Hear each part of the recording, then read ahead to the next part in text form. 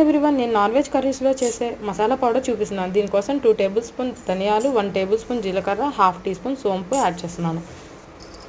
8 లవంగాలు, 2 ఇంచుల దాల్చిన చెక్క, 10 మిరియాలు, 3 యాలకులు, మరాఠీ మొగ్గ, స్టార్ ఫ్లవర్, జాపత్రి, జాజికాయ, 6 జీడిపప్పు, ఇంకా 2 టేబుల్ స్పూన్ల గసగసాలు.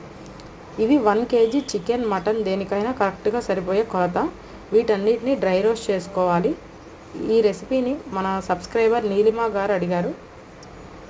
వీటన్నిటిని డ్రై రోస్ట్ చేసుకొని మంచి స్మెల్ రావాలండి, అప్పటి వరకు ఫ్రై చేయాలి. అప్పుడే బాగుంటుంది.